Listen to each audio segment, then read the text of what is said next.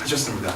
지금은 더불어민주당의 싱크탱크인 민주연구원의 원장님으로 계십니다. 네, 김미성 원장님을 뜨거운 박수로 모시겠습니다.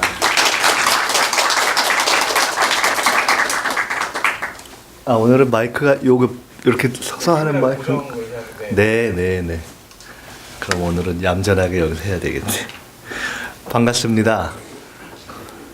지금 막 소개해 주셨는데 제가 지금 꽤 따끈따끈한 남자입니다. 지금 막 공항에서 11시 15분에 도착했는데 인도에서 왔다는 증거를 보여드릴 수 있어요. 어저께 이거 춥다 그래가지고 옷을 지금 자켓에 인도 자켓이 있더라고요. 요게 이런 거 하나 샀어요. 이거 시간 못 맞추면 어떡하나 아슬아슬했는데 딱 이렇게 시간 맞춰서 여러분 뵐 수 있게 해서 정말 좋습니다. 세 번째 저희가 연속 특강을 시작하지요. 이번 주제는 평화와 민주의 리더십 100년. 김구, 김대중, 노무현, 문재인 네 분으로 이어지는 그 네 분을 중심으로 한 이야기를 하게 되는데요. 그러니까 처음에 했던 1차에서의 전반적인 이야기, 그리고 두 번째는 지방자치에 관한 이야기에서 이번에는 세 번째로 일종의 리더십 특강입니다. 그래서 김대중, 노무현, 문재인이라는 우리가 배출한 지도자들을 중심으로 하되 거기에 내년이 우리가 대한민국 100년이라는 점에서 김구 선생이 우리 당의 강령의 기초 그리고 우리 헌법의 전문에 이어져 있다라는 그것 때문에 이렇게 네 분을 중심으로 해봤습니다. 제가 보통 마지막 그 시간에 하는데 이번에는 첫 시간에 하게 됐습니다. 그래서 오늘은 내일 모레 글피가 오늘 백범 선생에 대한 이야기가 하나 있을 거고 여성 리더십에 대한 이야기가 제 바로 다음에 이어지고 내일은 주로 김대중, 모레 그 다음에는 주로 노무현, 그 다음에는 주로 문재인 이렇게 돼서 오늘은 저는 그분들의 이야기를 포함한 그러나 꼭 그것이 아닌 총론을 한번 여러분과 나눠본다 하는 말씀을 드리겠고요. 세 번째 연속 참여하시는 분들이 계신가요 혹시? 한 몇 분 계시고 또 두 번째 참여하시는 분 계신가요? 또 계시고 오늘 완전 나 따끈따끈한 새 거다 3차에 처음 오신 분 반갑습니다. 제법 많이 되시네요. 그 처음 오신 분들한테는 옛날에 했던 얘기를 조금 이렇게 재탕 삼탕을 해도 됨에도 불구하고 제가 두 번째, 세 번째 하시는 분들을 위해서 우리가 했던 얘기를 하더라도 싹 제가 PPT를 새로 준비했습니다. 자, 시작을 해볼까요? 오늘은 제가 제목이 리더십 원칙 4+1 이렇게 돼 있어요. 오늘 저는 우리가 생각할 리더십을 큰 틀에서의 여기에 관심이 있으신 분들이 주로 정치에 대한 관심일 테니까 정치에 대한 리더십을 중심으로 하되 정치가 아닌 부분에 대해서도 우리가 아마 다 일맥상통하리라고 생각되는 그런 리더십의 원칙에 대해서 제 나름대로 생각한 거, 경험한 거, 공부한 것, 읽은 것들을 중심으로 해서 말씀을 드리겠습니다. 네 가지의 원칙을 말씀드리려고 합니다. 첫째는 철칙, 원칙보다도 더 강한 철칙이라고 할 수 있는 것. 두 번째로는 학습, 세 번째로는 소통, 네 번째로는 문화. 이 네 가지가 저는 리더십에서 꼭 필요한 원칙이라고 나름대로 생각을 하기 때문에 앞으로 와서 앉으세요. 편하게. 예. 그렇게 네 가지를 했고 마지막 플러스 원은 뭘까요? 그것은 제가 그때 말씀을 드리도록 하겠습니다. 이게 뭘로 넘겨야 되는 거죠? 잠깐만. 이렇게 넘어가네요. 첫 번째 철칙에 대한 이야기를 해보겠습니다. 철칙이라는 것은 정치에서 또 다른 분야까지를 포함해서 우리가 리더십을 생각할 때 여러 가지 원칙이 있는데 그 중에서도 정말 일종의 금과 옥조가 될 수 있는 것이 뭘까? 아주 가장 기본 정신이 될 수 있는 게 뭘까? 제가 생각을 해봤습니다. 첫 번째는 국민의 눈높이입니다. 정치를 하다 보면 개인과 조직이 부딪힐 때가 있죠. 그럴 때는 우리가 조직을 우선해야 된다. 흔히 당에서 선당부사도 또 일반적으로 선공후사 이렇게 얘기하는 게 그런 거 아니겠습니까?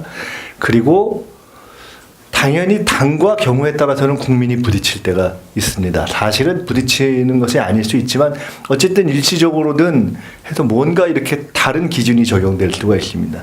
김대중 대통령께서 이런 경우에 항상 나나 당이 부딪힐 때는 당을 우선하고 당과 국민이 부딪힐 때나 약간 모순적일 때는 항상 국민을 우선해야 된다 이런 이야기를 하신 적이 있는데 국민의 눈높이라는 건 뭘까? 그러니까 나보다는 당, 또 당보다는 국민 이것이 첫 번째 우리가 생각할 수 있는 철칙이라고 할 수 있는데 국민의 눈높이라는 거는 어떻게 보면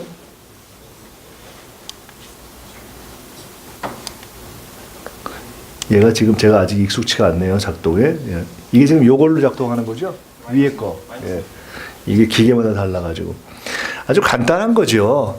국민을 이기는 장사는 없다는 거예요. 국민의 의견, 국민의 여론. 가장 최근의 사례들을 보고 저희가 한번 생각을 해볼까요? 촛불 과정에서 탄핵이 있었죠.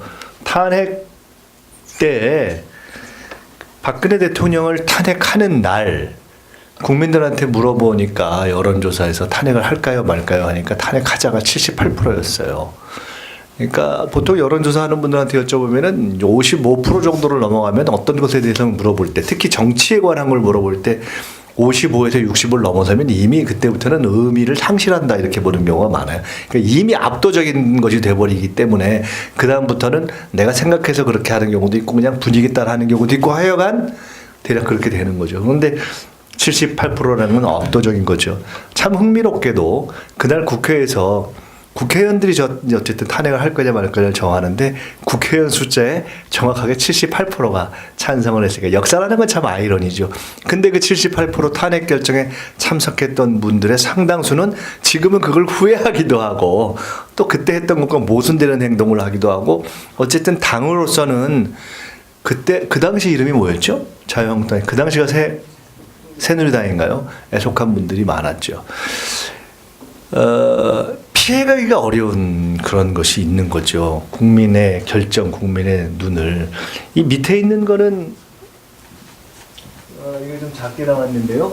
판문점, 그러니까 2차 남북 정상회담 이후에 판문점 선언을 가지고 이렇게 국회에서 또 지지하거나 하는 것에 대해서 어떻게 생각하느냐. 이 또한 보통 보면 74, 75% 이렇게 나오죠. 저 마지막 거는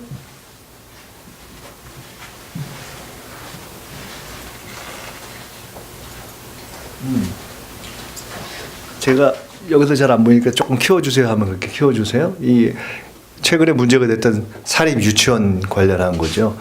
여기는 지금 78% 나와 있는데 어떤 여론조사에서 보면은 78%에서 88%까지. 그러니까 우리가 유치원 하는 분들 오랫동안 그걸 하면서 정말 성의를 가지고 열심히 했던 분들 전체를 문제 삼거나 매도하는 것은 아니지만 적어도 기업형 또는 그중에서 비리 유치원과 관련해서 제도를 개선해야 되겠다 하는 것에 대한 국민 의견은 78에서 88. 아마 제가 볼 때는 단일 사안으로 촛불 전국 이후에 어떤 사안에 대한 것은 가장 압도적인, 그러니까 88%. 그건 이미 78% 탄핵 때부터 나타났던 78%라는 소위 민주적으로 갈 거냐 아니냐, 과거로 돌아갈 거냐 아니냐 하는 문제에 대한 국민의 압도적인 기본선 플러스 최대 10%까지 더 나와버렸다는 것은 이것은 내 문제이자 애들 문제이고 미래 문제이고 공정성, 그러니까 최근에 우리가 가장 관심 갖는 공정성 문제이고 투명성 문제이기 때문에 저렇게 나왔을 것이다.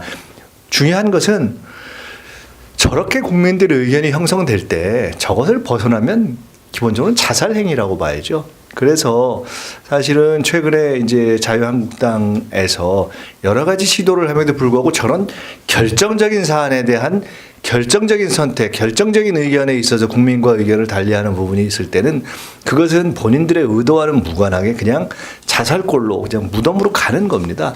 그러니까 저것은 저런 예를 들었지만 반대의 경우도 마찬가지죠. 저희가 민주당 계열에서 또는 민주당에서 정치를 하면서도 우리가 특히나 현실 정치를 하는 분들은 이 중에 이제 지방의원이 되고 싶어 하는 분들도 있을 거고 나중에 국회의원이 되고 싶어 하는 분들, 지방의원을 하고 있는 분들도 계신데 어쨌든 현실이라는 공간에서 일을 하다 보면 이게 그 조직의 논리에 빠지게 되는 경우가 많아요. 그걸 흔히 여의도에서는 여의도 논리라고 하게 되죠. 자꾸 그렇게 하면 이해할 수 있는, 설명할 수 있는, 이해가 되는, 세상에 알고 보면 나쁜 사람이 어디 있어요. 예를 들어 그런 얘기가 있잖아요.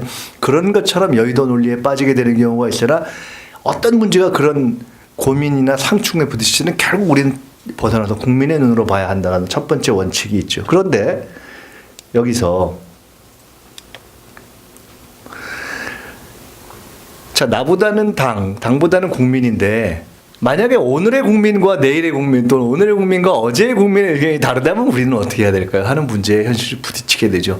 당장 국민의 의견이라는 것이 항상 대부분 궁극적으로는 맞으나 옳다, 국민 옳다 이렇게 하지만 항상 모든 시기에 모든 경우에 맞는 것은 아닌 경우가 있잖아요. 당장 히틀러 시대에 지금 히틀러 시대를 끊임없이 반성하고 공개적으로 고백하고 있는 독일 국민들이 히틀러를 지지했던 거 아니에요. 압도적으로. 그런 것이 존재하는 거죠. 그래서 역사가 중요하죠. 역사는 결국은 과거에 있었던 정치 행위를 종합한 것을 우리가 보는 거 아니겠어요? 여러 가지 측면이 있지만 그 전체를 놓고 보면 왜 역사를 너무 왕조사 중심으로 보느냐, 엘리트 중심으로 보느냐 이런 지적도 있지만 그렇게 보면 안 되는 것 하나는 옳고 다양하게 정치적, 문화적, 경제적, 사회적 관점에서도 보고 엘리트와 지도층, 지배층 관점이 아닌 민중의 관점에서도 봐야 하지만 그러나 전체를 볼 때 역시 역사를 볼 때 있어서 그 시대의 관점에서 본 종합적인 정치적 이해가 굉장히 결정적으로 중요한 거죠.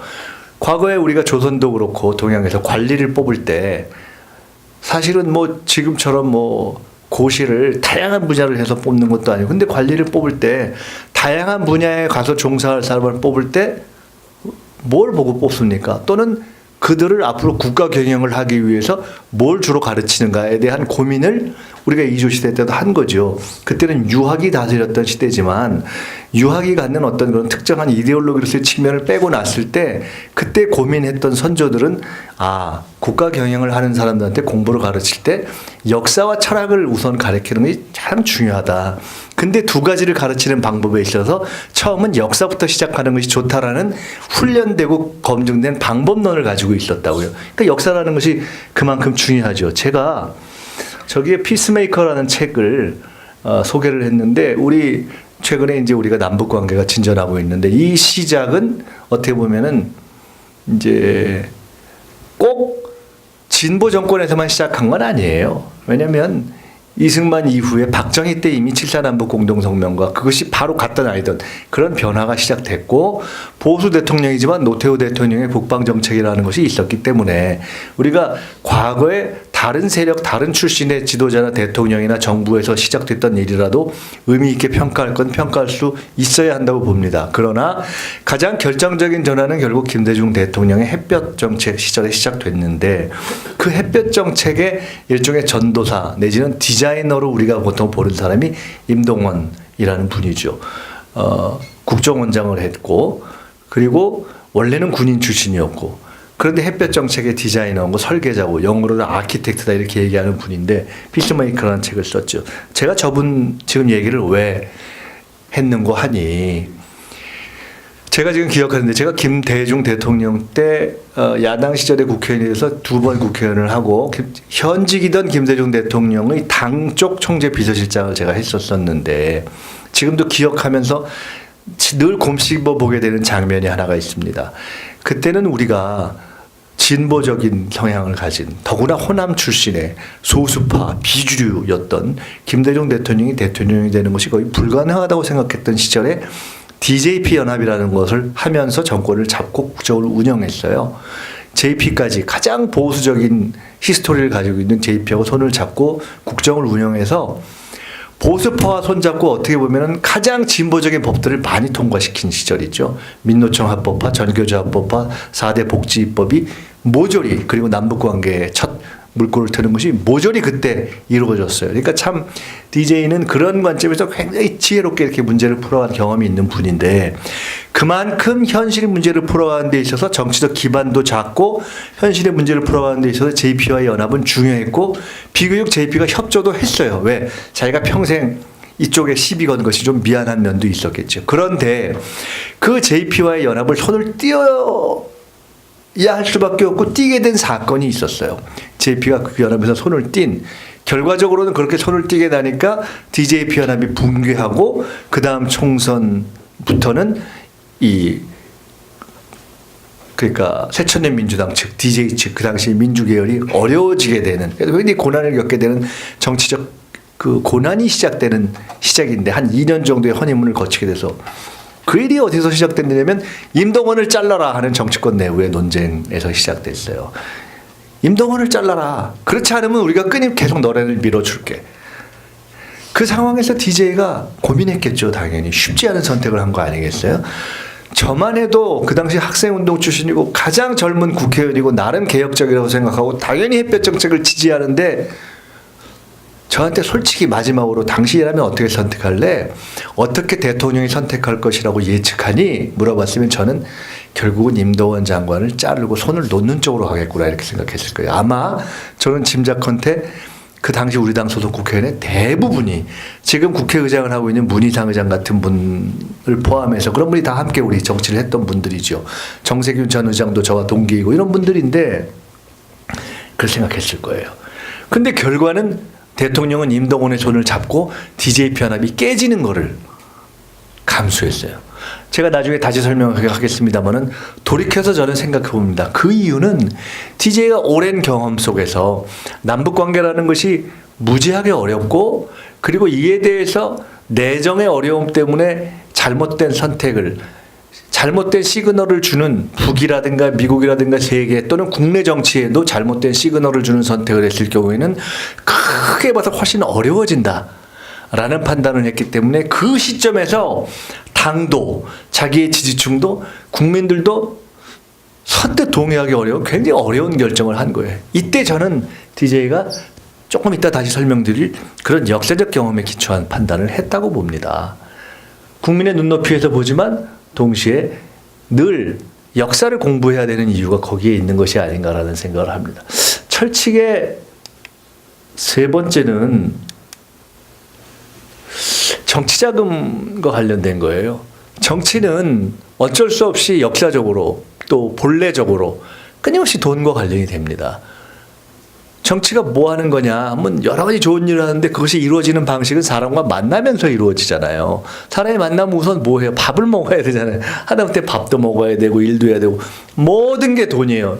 여러분이 좋아하시는 여기서도 강연을 한 적이 있죠. 우리 당에서 젊은데 1등 최고위원으로 만들어준 박주민 최고위원이 얼마나 괜찮은 분이에요. 근데 고통을 호소하잖아요. 그리고 정치자금을 필요하다고 얘기할 때 보면은 생각보다 드는 게 많잖아요. 그 로마의 시저가 활동하던 그 시절부터 금권 정치라는 게 있었는데 시저는 굉장히 웃긴 사람이었어요. 시저는 어떻게 해서 자기 권력을 축적하고 지지를 모아갔느냐? 돈을 많이 빌려. 왜냐면 돈을 빌려준 사람들이 나중에 얘가 망하면 나중에 갚을 길이 없거든. 그러니까 계속 더 지지하는 거예요. 그러니까 참 묘한 그런 원리가 있는 거죠. 낙가손의 전 총리는 정치인들은 교도소 담장 위를 걷는 존재다 이렇게 얘기한 적이 있죠. 우리가 굉장히 좋아하는 노회찬 전 의원 같은 분이 따지고 보면 결국은 정치자금과 관련된 문제 때문에 그렇게 된 거잖아요. 본인이 전혀 의심하지 않았을 사람, 자기의 오랜 친구, 고등학교 동창, 그냥 여러분의 일이라고 생각해 보세요. 여러분이 정말 어려울 때 당장 딱 이런 표현이 적당할 거예요. 목구멍에서 손이 나올 만큼 돈이 필요하고 그렇다고 무슨 뭐 나쁜 놈도 아니고 딱 자기가 보니까 무슨 재벌이 주는 것도 아니고 아유 너무 고마운 마음이 드는 그런 상황에서 그렇지만 그것이 결국은 법이 허용하지 않는 상황이라는 것이 꼭 그들만의 문제일까? 현실에 존재하는 거죠. 굉장히 쉽지 않은 거죠. 제가 정치를 처음 시작했을 때 지금도 기억이 납니다. 아무것도 모르잖아요. 국회의원이 됐는데 그때 이해찬 그 당시에는 이제 선배 의원이었죠. 제가 뭐 가깝고 친하고 그러니까 물어봤어요. 왜냐면 그분은 제야 출신이고 경험이 있을 테니까. 아니 도대체 정치자금은 어떻게 해야 되는 거야? 돈은 어떻게 받아야 되는 거야? 내가 물어봤더니 그때 이해찬 대표께서 해주신 말씀이 전 지금도 기억이 납니다. 기분 좋으면 받고 기분 나쁘면 받지 말라고. 끝내주는 명언이었어요. 실제로 저한테 그렇게 얘기해 줬어요. 그 말은 뭐냐면 약간 약간 찝찝하고 기분 나쁜 놈한테 절대 받지 말아라 이런 뜻이었던 걸로 봐요. 내지는 상대뿐만이 아니라 찜찜하다고 생각되는 돈 그런 방식은 하지 말아라는 건데 그때만 해도 정치자금법의 제도 자체가 지금과 같지 않았기 때문에 사실 판단하기 어려운 애매모호한 것이 있는 거죠. 그 뒤로 가서 오세훈법이라는 것이 만들어져서 지금의 제도가 존재하지만 냉정하게 보면 지금 오세훈법에 기초한 정치자금법은 사실은 편법과 불법을 제도적으로 양산하고 있는 측면이 있죠. 결혼식 가서 내지 마, 저 상가 가서 내지 마 등등부터 시작해서 그 다음에 저 정치에는 정당에는 지구당이라는 건 없어. 그러니까 지역위원회라는 것도 공식적으로는 그런 사무실도 존재할 수 없고 아무것도 없어. 그런데 현실적으로 정당에서 당무감사를 하거나 할 적에는 가령 지역위원회에서 지역위원장이 있다 할 때 지역위원장이 사무실이 없다. 그럼 이게 정상적인 지역위원장인가 하고 정상적인 지역위원장이 아니라고 판단하게 되는 근거가 되는 거잖아요. 이거 얼마나 웃긴 거예요, 우리가. 지역위원장이 법을 지켜서 사무실을 안 갖고 있거나 하면 이것은 정당의 대한민국의 모든 정당이 정의당까지 포함해서 생각할 때 이 사람은 비정상이구나 생각할 거예요. 근데 이걸 법의 눈으로 보면 비정상인 걸 해야 정상인 것. 이미 그러한 우리가 허구적인 제도의 기초 위에 있는 건데 손을 볼 것이 있지만 손을 보지 못하고 있죠. 국민들이 이것을 포괄적으로 그래도 하여간 조금이라도 돈이 더 들어가는 방향으로 가는 것은 역행이라고 생각하기 때문에 그런 사실은 허구와 모순에 존재하는 건데 그만큼 사실은 어떤 제도를 만들 때는 굉장히 현실에 기초해서 실제로 현실에서 이루어졌을 때 그것을 어기지 않을 법들을 만들어야 되는 거죠. 중요한 것은 정치자금법의 디테일에 들어가지는 않겠지만 굉장히 중요한 문제. 그래서 결국 철칙으로서는 그러나 반드시 기분 좋고 투명한 돈으로 정치를 하는 것이어야 한다. 제가 미국에서 케네디 스쿨이라는 데를 다녔던 적이 있는데 거기 프레지던시라는 대통령론이라는 과목을 들은 적이 있어요. 그 미국 대통령의 그 수석 보좌관을 경제 수석도 하고 국내 수석도 했던 분이 대통령론을 가르치는데 굉장히 재밌어서 제가 한국에서 온 공무원 다른 공무원들한테도 권하기도 했던 과목이에요. 수업을 듣다가 제가 질문을 했어요. 복잡한 얘기 말고 자 미국 대통령 되는데 제일 중요한 게 뭐요? 한마디로 딱 그랬더니 그분이 뭐라고 딱 대답을 한마디로 했어요. 그 대답이 뭐였는지는 제가 이 오늘 얘기 끝날 때쯤 말씀드릴게요. 그렇게 하고 그분이 그러니까 1초도 고민 안 하고 대답을 하더라고요. 두 번째로 얘기하는 것은 뭐냐면 돈 만드는 능력 딱 이렇게 얘기하더라고요. 근데 돈 만드는 능력이라는 것이 미국이라는 사회에서는 무슨 편법이나 불법으로 하는 것이 아니라 정확하게 지지한 만큼 돈이 모이죠. 물론 거기는 돈을 무제한으로 할 수 있게 되어 있기 때문에 돈 많은 사람들이 주는 것도 있지만 지지한 만큼 펀딩을 할 수 있는 그런 제도이기 때문에 우리는 모으는 것과 쓰는 것 양쪽에 규제가 있는 건데 모으는 것도 규제가 딱 되어 있기 때문에 예를 들어 박주민 지지가 예를 들어 나보다 1000배 많다고 해서 저보다 1000배 많은 정치자금을 모으는 건 원칙적으로 불가능하거든요. 가령 그런 식이란 말이에요. 그렇기 때문에 거기서의 돈 만드는 능력이라는 건 대중적 지지를 얻어라 하는 것과 관련이 있겠지만 그만큼 하여간 중요하다는 말씀을 드리는 겁니다. 국민의 눈높이에서 생각하고 그러나 오늘의 국민의 눈높이라는 것을 너무 절대화하지는 말아라. 끊임없이 역사적인 것과 비교하고 그리고 항상 우리는 철칙으로 정치와 관련된 문제는 현실이기 때문에 먹고 사는 것도 그렇고 집안을 운영해도 돈이 드는데 이 문제를 어떻게 투명한 것으로 가져가느냐 하는 것은 따지고 보면 정치의 영역뿐만 아니라 정치의 영역은 그나마 많은 감시가 되고 많은 검증이 돼서 비교적 많이 투명화됐다고 볼 수 있는데 우리 사회에서 현재 진행되고 있는 정치권 이외의 많은 선거들 조합일 수도 있고 협회일 수도 있고 많은 선거들이 경우에 따라서는 덜 검증되고 덜 투명한 경우도 상당히 있다고 보는 것이 정직한 진단일 겁니다. 굉장히 중요한 문제죠. 그 다음 두 번째 얘기로 넘어가겠습니다.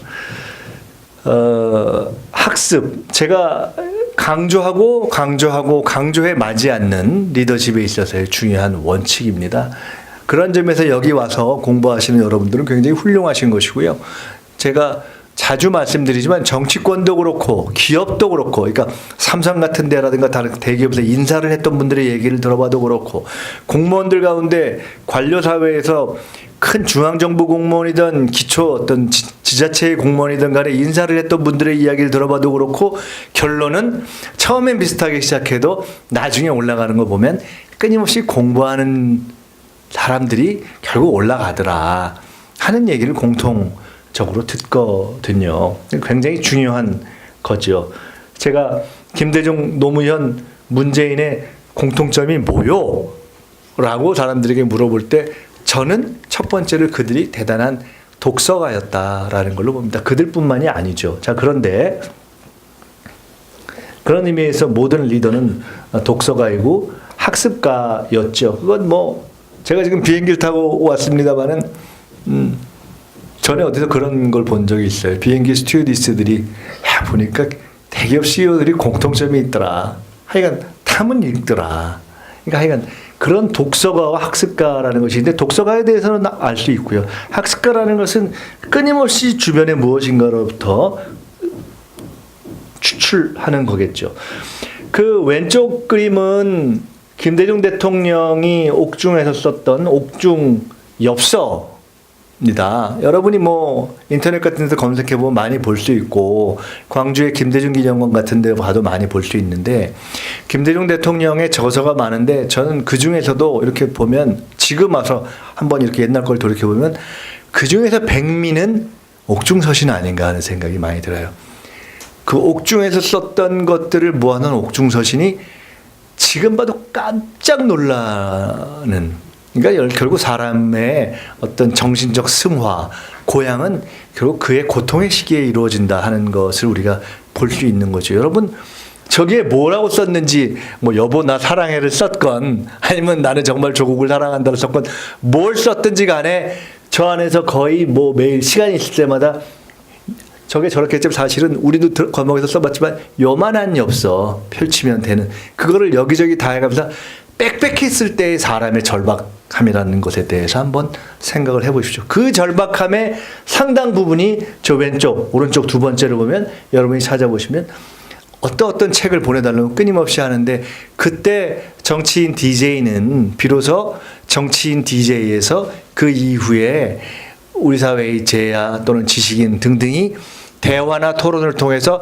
함부로 볼 수 없는, 그래서 일정한 정치가지만 이 사람은 격이 다르구나 라고 인정할 수밖에 없는 종합적 식견과 소양을 갖게 되는 그러한 독서를 했고 그때의 독서 목록을 보면 지금 봐도 놀라운 거죠. 그래서 실제로 DJ는 늘 사람들에게 교사로 비쳤고 그래서 그가 IT, 한류 이런 것들을 끌고 나간 배경에는 그가 꽤 일찍 예를 들어 토인비를 다 읽고 피터 드러커를 읽으면서 미래에 대해서 생각하면서 자기가 미래의 문명의 변화에 대한 방향을 자기 확신으로 갖고 있었던 것이 아니면 절대 그렇게 밀고 갈 수 없는 정책을 밀어서 나온 것들이거든요. 저는 저 책을 한번 여러분께서 읽어보시길 권해요. DJ가 평생 쓴 많은 책 중에 옥중서신을 읽어보면 지금도 그보다 훨씬 저 나이 때 제가 DJ가 감옥 갔을 저 나이 때 사형받고 했을 때보다 제가 지금 비슷하거나 조금 윌 텐데 현재의 저를 부끄럽게 합니다. 저보다 훨씬 많이 읽고 훨씬 더 치열하게 독서했던 그런 정치인을 보면 굉장히 부끄럽게 하죠. 저 엽서를 보면서 저는 또 가끔 이런 생각도 해요. 여러분 이중섭의 그림 중에 작품 중에 은박지에 한 것이 있죠. 물론 이중섭의 은박지는 담배값 은박지는 꼭 자기가 그림을 그릴 화폭이 그것밖에 없어서 한 것은 아니죠. 은박지라는 독특한 것이 갖고 있는 그런 독특한 재질, 소재의 특징을 이중섭이 끊임없이 자기의 주제와 소재와 그다음에 재질 이런 거를 고민하면서 모든 아티스트들은 어떠한 주제와 어떠한 소재를 어떠한 매개를 통해서 만들어낼까를 자기가 혁신하면서 고민하잖아요. 그런 점에서 그런 담배값의 은박지라는 것을 한 것인데 묘하게 저걸 볼 때마다 저는 그것이 이렇게 겹치는 그런 느낌을 갖게 돼요. DJ의 엽서와 이중섭의 은박지 메모를 보면서 저에게는 어떠한 단어가 떠오르냐면 절박함이라는 것이 떠오릅니다. 무언가를 생산하기 위한 치열한 절박함이 만들어낸 작품들이거든요. 저 작품을 만들어낸 한 지도자의 고민과 열정이 그로부터 20년 이후에 대한민국의 IT와 한류 남북관계의 시작을 만들어낸 겁니다. 그 오른쪽은 노무현 대통령이 만들었고 시도했던 많은 시도 중에 하나인 그가 특허를 받던 초기의 독서대예요. 그러니까 노무현 대통령이 저도 나중에 인간 노무현을 나중에 점점 더 공부하면서 알게 되는데 대단한 독서가였을 뿐만 아니라 혁신가고 학습가였잖아요. 뭐 이지원 같은 것도 결국 그게 MB에 나중에 박해를 받아서 명을 달리하게 되는 과정에서 연관되어 있던 그런 어떤 이지원까지 포함해서 끊임없이 주변에 무언가를 혁신하려고 했던 그런 노력이잖아요. 그건 일종의 발명가였잖아요. 그러니까 독특한 거죠. 그런데 오죽하면 하다가 지금 독서대를 만들었던 거잖아요. 그러니까 책과 관련돼서 제가 소개하기도 하지만 끊임없이 주변의 무언가를 바꾸려는 노력을 한다라는 의미에서의 학습가지요. 우리가 오늘 김대중, 노무현, 문재인 중심으로 이렇게 이야기하지만 문재인 대통령의 독서열 그리고 독서력 또한 우리가 알고 있는 바죠. 우리 당은 당연하고 또 우리 당이 아니더라도 저는 민주주의를 공부하고 고민하는 시민이라면 꼭 이전 책은 봤으면 좋겠다 싶은 그런 필독도서를 저는 앞으로 우리 민주연구원도 선정하고 당도 선정해 가야 한다는 생각을 하고 계속 저 나름대로 정리를 하고 있어요. 정치, 경제, 사회, 문화, 철학 뭐 등등등등 최소한 한 10권, 20권 정도는 좀 만들어서 적어도 내가 정치를 평생 해보겠다고 생각하면 한 10권 정도의 기본선은 공유하면서 가는 게 어떨까 하는 생각을 하는데 그중에 우선 이 3권은 제가 꼭 추천합니다. 이거를 보면 한국 근대사도 알 수 있고 정치사도 알 수 있고 정치가는 어떻게 생각하는가 그리고 우리와 같은 생각을 해온 정치 지도자들은 어떻게 생각하는가를 보는데 도움이 되지 않을까 싶어요. 물론 거기에 하나만 더 붙인다면 헌법을 읽는 것까지 해서 적어도 4권 정도는 보고 시작을 하는 것이 그 후에 더불어민주당의 현재의 강령과 정책 이런 것을 공부하는 것과 함께 그걸 사실 보면 좀 졸리거든요. 그러니까 강령과 정책 말고 책으로서는 저는 저 3권에다가 헌법에 관련된 책들을 보는 것에서 여러분이 혹시 어느 분야에선 어떤 역할로건 정치와 관련된 꿈이 있다면 좀 그런 공부를 해보길 권한다 하는 말씀을 드립니다. 그런데 이런 질문을 여러분이 할 수가 있습니다. 야, 내가 지금 내 나이가 지금 20이면 내가 20년을 공부를 했고 여기 지금 지금 몇 살이에요? 네? 16. 그러면 16은 고등학생인가요? 중학생? 중학교 3학년? 중딩. 중2는 아니니까 좀 덜 무섭네. 근데 저쯤 되면 야 내가 공부를 지금 16년 했는데 지금 하는 것도 스트레스 받아 죽겠는데 또 공부냐. 나이가 50, 60이면 더 그럴 거 아니에요. 지금 내가 손 놓은 지가 언젠데 좋은 말이지. 근데 뭘 공부하라고? 그래서 우리는 도대체 정치인은 그럼 뭘 공부할 것인가의 문제를 이야기해 봐야 됩니다. 뭘 공부할 것이냐. 저는 정치인 그리고 정치인이 아니더라도 리더의 학습 과목 넘버원은 트렌드라고 생각합니다. 리더는 뭐예요? 끌고 가는 사람이잖아요. 끌고 간다는 표현이 부적절하면 적어도 어느 방향으로 갈지는 알고 제시하는 사람이잖아요. 제가 어제 인도에 가서 여러 가지 일정을 이제 대사관에 도와주는 분도 있고 같이 인도 대사관 측, 한국 대사관 측에서 같이 오는 분들이 도와줘서 여기저기 하는 데로 가다가 마지막에 하여간 일정이 꼬였는데 제가 이리 가자 해가지고 어디 한 군데 갔어. 재래시장인데 거기서 제가 몇 군데를 딱 눈치 봐가지고 우리가 이제 비교적 로컬형이기 때문에 현장에서 탁탁 이쪽으로 하자 이쪽으로 하자 하니까 같이 있던 외교관 한 분이 결정적일 때 지도력을 발휘하시네요 이러더라고요. 근데 뭐 그런 거죠. 도대체 어디로 갈 거냐를 판단하는 거 아니겠어요? 세상이 어디로 갈까? 어디로 가야 할 거냐? 이거를 공부하는 게 사실 첫째죠. 세상에서 우리가 출세라는 표현이 좀 부적절하지만 김대중 대통령이나 이런 분들도 그래서 결국 끊임없이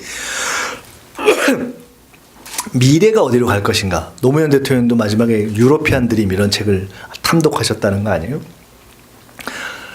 세상에서 잘 가는 제일 좋은 방법 중에 하나가 뭐겠어요? 어디로 갈 건지 알고 있으면 거기 미리 가 있어 기다렸으면 최고잖아요. 그걸 못 가 있으면. 여러분 버스를 타도요. 버스 잘못하면 돌아오는데 엄청 어렵습니다. 정치를 하다가 한 번씩 사고 치고 실수하면 돌아오는데 어려워. 여기 대표적인 케이스가 하나 있잖아요. 이게 하다가 올라갔다 내려갔다 하다가 이게 저 노선을 한번 잘못했거나 실수를 하면 고생 직사하게 하는 거거든요. 그러니까 이런 선택을 하는 건 굉장히 중요해요. 어디로 갈 것이냐, 어디로 가야 하는 걸 판단해야 된다고요. 자, 이 얘기 제가 가끔 하는데 저거는 루이 16자죠? 16세의 이야기죠. 프랑스 혁명이 1789년 7월 14일 날 일어났어요. 루이 16세가 매일 일기를 썼다 그래요. 그래서 오늘은 빵이 맛있었다. 오늘은 사슴물 사냥을 했다. 어쩌고 이런 거 사소한 거라도 썼대요.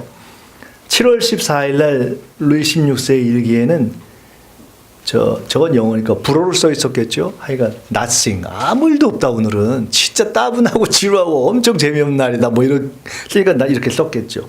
근데 그날 실제로 뭔 일이 일어났습니까? 바스티유 감옥이 무너졌고. 바스티유는 사실은 지금 가보면 옛날에 우리가 감옥 그러지만 어마어마하게 바스티유 문이 열리고 이런 거 혁명이 거창한 걸로 생각하지만 실제는 그렇지는 않았나 봐요. 그때 이렇게 몇 명 갇혀있지도 않았던 것 같고 바스티유 자리가 빵집으로 바뀌었어요. 저 그 빵집 가봤거든요. 빵집인지 레스토랑인지 이렇게 돼 있더라고 파리에 가면.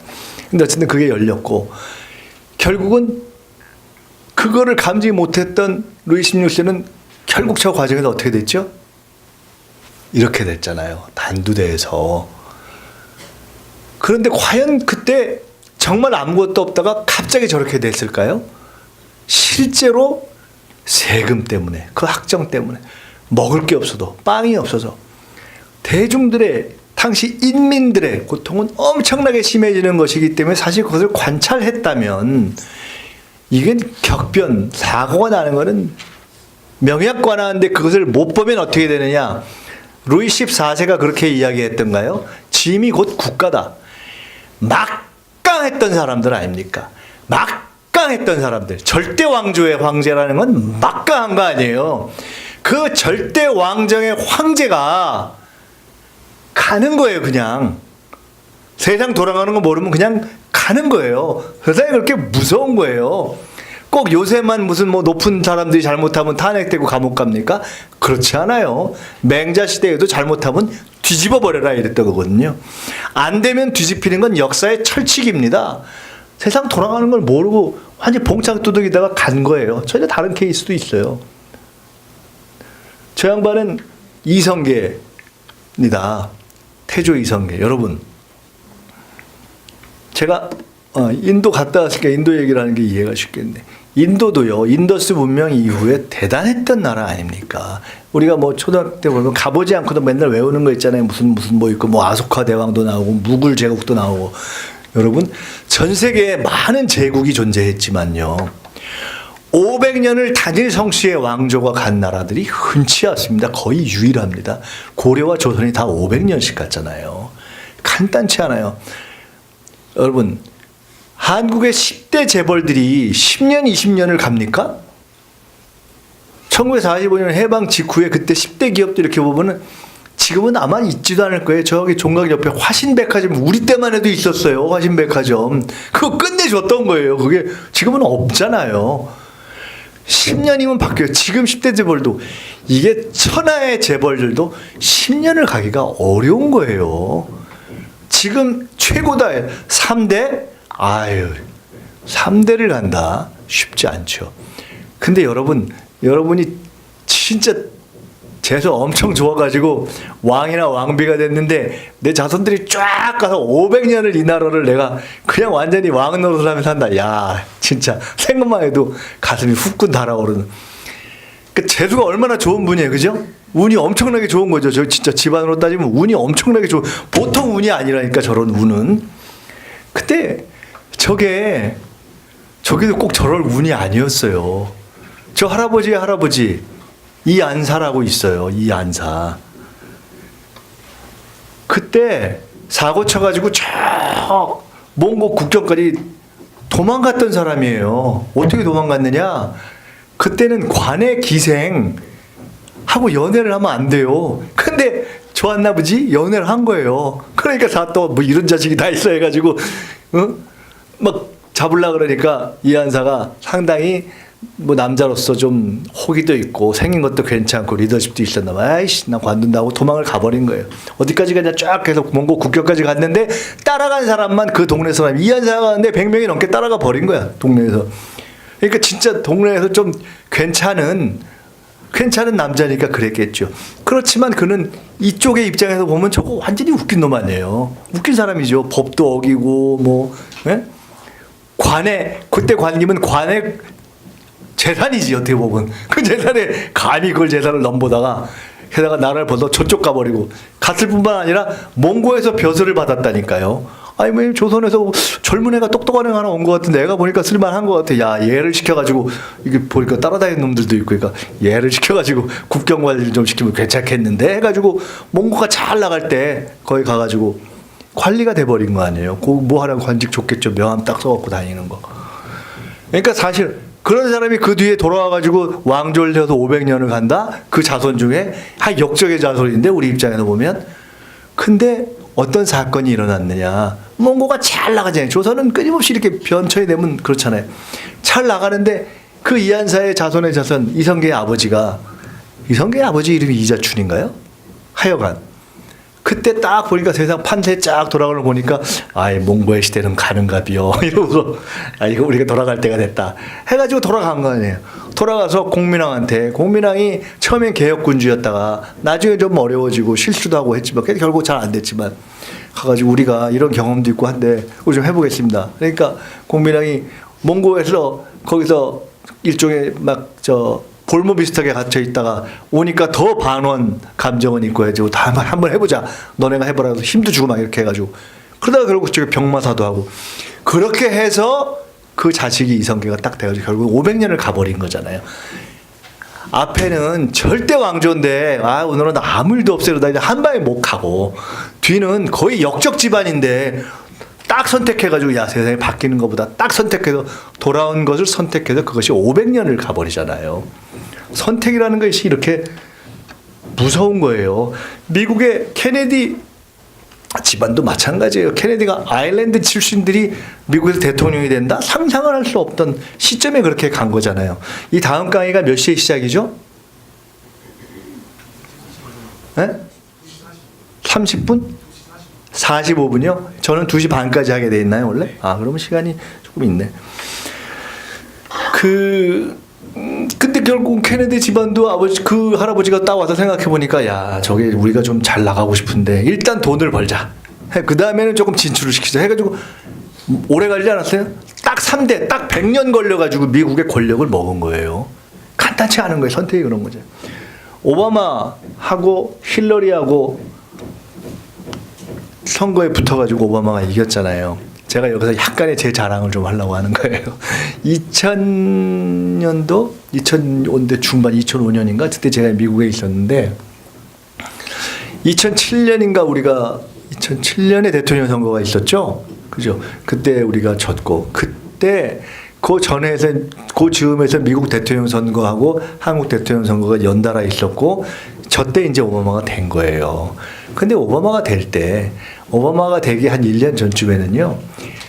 한국은 한국에서 미국 좀 안다 하는 사람들은 고사하고 아예 오바마 모르고 미국에서 미국 정치를 좀 예측한다는 사람들도 1년이나 1년 반 전에는 오바마가 될 거다 이런 사람은 없었어요.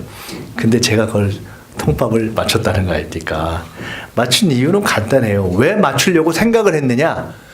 제가 여기서 정치를 안 하고 나 이제 앞으로 정치 안 해야 되겠다 생각하고 혹시 나중에 기회 되면 제가 책을 원하시는 분들 드릴게요. 삼승이라는 책을 썼는데 우리가 김대중 노무현 2번 이기고 깨졌는데 결국은 3번째로 이겼으면 좋겠다. 내 경험상 보니까 이러이런 제가 비교적 한국 정치의 큰 선거에 거의 다 관여해봤기 때문에 이렇게 해야 우리가 삼승할 수 있을 것 같다라고 제 나름대로 기여해야지 하고 삼승이라는 책을 써놓고 나 이제 정치하고는 빠이빠이 근데 내일 해야 되겠다 공부하겠다고 생각해서 미국을 갔는데 보니까 내가 한국의 대통령 선거에 기여하고 민주 진영이 승리하는데 기여할 수 있는 것은 누가 미국의 대통령이 될 건지 잘 생각해서 이거를 연결을 시키면은 좋은 일일 것 같더라고요. 그렇잖아요. 지금 뭐 예를 들어 오바마가 됐다, 트럼프가 됐는데 근데 우리 정부하고 연결시킨다, 민주당 정부하고 좋은 일이잖아요. 그래서 생각을 해본 거예요. 우선 누가 대통령이 될까를 짚어야 되잖아요. 그래서 쭉 찾아본 거예요. 그냥 아주 단순하게 한국 정치에서 경험을 가지고 이것도 보고 저것도 보고 누가 괜찮은 거 보고. 그래서 있었던 오바마가 처음에 뜬 게 미국 민주당 전당대회 연설로 초선 상원의원일 때 떴는데 그것까지 찾아보고 쭉 찾다가 오바마가 괜찮은 것 같은데 생각을 한 거예요. 그러니까 직접 한번 보자 해가지고 대학교에서 그때 로스쿨 다니고 있을 텐데 언젠가 한번 중간 선거를 하는데 오바마가 온다는 거예요. 그 역전에 와서 연설을 한다는 거예요. 뉴저지의 무슨 역에 와서. 그래서 내가 가보자 하고 거기까지 갔죠. 했더니 하얀 와이셔츠에 노타이 차림으로 그 이후에도 많이 그렇게 하고 다녔던 오바마가 딱 해서 역전해서 연설을 딱 하는데 제가 그걸 딱 보고서 아, 오바마가 되겠구나. 우리가 감은 있잖아요. 딱 끝나고서 전철을 타고 맨하튼까지 타는 전철을 딱 타고 내가 가는데 보니까 그 연설 보고 가는 사람 중에 흑인 여자, 백인 여자, 흑인 남자 다 뿅 가. 야, 이게 간단치가 않은 것이로구나. 오바마가 되겠구나. 그래서 제가 그때 글을 쓴 게 있어요. 그게 오바마가 되기 한 1년 반 전인데 미국 정치가 그 직전이 부시였기 때문에 변화가 온다. 근데 이게 큰 변화가 오거나 작은 변화가 오거나 둘 중에 하나인데 적당한 변화가, 그러니까 결국은 민주당으로 간다. 그러니까 그러면 우리가 예측 일은 할 수 있잖아요. 자, 민주당으로 바뀔 것 같다. 부시가 워낙에 국내에서도 엉망이고 국외에서도 인기가 없었으니까 민주당으로 갈 거다. 근데 대부분 민주당 대세론이 힐러리를 본 거예요. 근데 바람이 세게 불거나 약하게 불거나 보통 불거는데 내 감에는 세게 불 것 같다. 그러면 보통 불면 사람들이 보통 부는 변화에 맞는 힐러리를 택할 것이고 대대적인 변화를 원하면 오바마로 갈 것 같다. 오바마는 힐러리보다 훨씬 덜 기득권을 상징하고 그 다음에 부시가 가지고 있었던 일방주의와 다른 상호주의를 상징할 수 있는 그런 인종적 문화적 배경을 갖고 있기 때문에 오히려 오바마를 선택하는, 오바마가 훌륭해서가 아니라 바람이 세게 부르는 것을 선택하면 그 바람을 타고 등장할 것은 힐러리가 아니고 오바마일 것 같다. 결국 그 뒤에 오바마가 되고 나서의 저의 평가는 오바마에 대한 점수는 꼭 100점은 아닙니다. 대한반도 정책도 그렇고 그리고 상대적으로 그가 그렇게 충분히 완벽하게 모든 부분에서 준비되어 있었는가에 대해서는 저는 좀 다른 평가를 내려요. 많은 훌륭한 점이 있지만 근데 어쨌든 그걸 맞췄어요. 그래서 나중에 그것이 어떻게 알려져서 제가 오바마 대통령 당선될 때 제시 잭슨 목사라는 미국 목사가 그 정치인 대통령 선거 출마했던 초대도 하고 그리고 그때 한인들이 거의 다 민주당 캠프에 힐러리 캠프에 올인할 때 제가 한인운동 한 정치운동하는 분한테 오바마 캠프에 몇 명 보내는 것이 좋겠다. 일부 갔던 사람들이 나중에 백악관까지 들어갔습니다. 세상은 그런 거예요. 그런 판단. 근데 제 자랑을 하려는 것이 아니라 자, 핵심이 뭐냐? 자, 이런 거시적인 판단에 대한 세 가지를 통한 저의 종합적 결론은 이런 겁니다. 여기에는 안 썼는데 결국은 시대정신이죠. 시대정신 반드시 필승에 통하는 법칙이 있어요. 시대정신 플러스 내공, 시대정신과 내공이 합쳐지면 그거는 100점 100승입니다. 즉 시대정신이 바람을 타고 거기에 그 시대정신을 담보할 내공까지 있으면 그런 경우는 반드시 이기게 돼 있습니다. 근데 시대정신은 흐름을 타는데 내공이 그걸 감당하지 못하면 지기도 합니다. 그렇지만 내공이 좀 부족하더라도 시대정신과 내공 중에 어쨌든 시대정신과 바람이 워낙 세게 불으면 그 중에 영향력은 시대정신이 더 큽니다. 예를 들어 안철수 씨가 옛날에 바람이 세게 불었던 때가 있었어요. 그때는 그런 변화의 바람이 불었던 거예요. 그가 내공까지 있었으면 그냥 그 바람을 타고 가버린 겁니다. 근데 결국은 그의 내공 부족이 1차 안철수 바람, 2차 안철수 바람, 3차 안철수 바람에 다 결국은 못 넘고 무너진 거거든요. 그런 경우들이 있어요.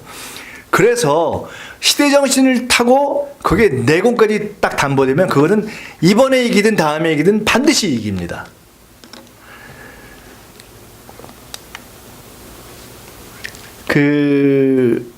우리가 뭘 공부할 것인가 해서 시대정신 얘기를 했는데 그런 시대정신과 트렌드 계속 세상이 어떻게 될 건가를 읽어야 되고 또한 기본적으로 공부해야 될 것은 역사와 외교죠. 역사 얘기는 제가 아까 좀 이렇게 했기 때문에 더 하진 않겠어요. 그렇지만 정말로 과거부터 지금까지 정치를 하는 사람에게 있어서 관심을 가지는 사람에게 있어서 정말 가장 기본이 되는 공부가 역사라는 얘기는 전 다시 한번 강조하고 싶어요. 여러분, 그리고 위대한 정치가들은 대부분 위대한 역사가였습니다. 많은 경우에. 시저가 갈리아 전기를 썼고요. 처칠이 노벨 평화상을 탄 게 아니라 노벨 문학상을 탔어요. 전쟁에 대한 이야기를 써서.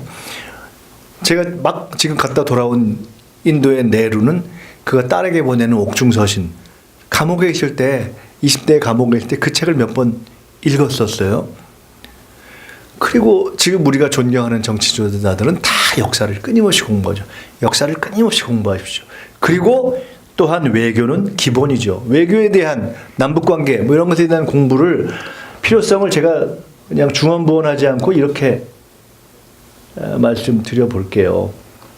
우리는 5,000년 역사를 통해서 결국은 이게 정말 외교가 나라의 운명을 좌우한다 하는 그런 경험을 가지고 있어요. 지금 고민하는 문제가 옛날에 고민하는 문제와 똑같아요. 고구려 막강한 군사 강국이었죠. 근데 결국은 무너졌어요. 신라 외교를 잘했죠. 그래서 삼국 통일의 주도권을 잡았어요. 그렇지만 외교에 기초하고 자기의 자력의 한계가 있었기 때문에 신라 주도의 통일이 이루어진 다음에 국토는 줄어들었었죠. 그러니까 둘 다의 한계가 있는 거예요. 그 이후에 통일을 이루었던 고려의 왕건이 어떻게 해서 통합이라는 문제를 고민해서 심지어 결혼 문제까지도 통합 정치로 바라봤던 그러한 역사의 경험이 있고, 그렇게 하면서 그것이 조선으로 갔다 오는 경험. 즉, 우리는 고조선부터 지금까지 끊임없이 어떻게 하면 한편으로는 자력, 즉 주체적인 것을 키우면서도 또 한편 개방, 열어야 되는 주체와 개방, 주체적 개방을 잘 해야 나라가 융성하느냐 하는 고민 속에서 저울질을 해온 거예요. 가장 중요한 한국 역사의 키워드 하나를 본다면 주체적 개방인데 그건 우리의 역사 속에서 나오는 거예요. 주체를 강조하고 자주를 강조했던 경험들이 있고, 이어져서 어떻게 보면 그 경향이 지금의 오늘의 북에까지 이어지잖아요.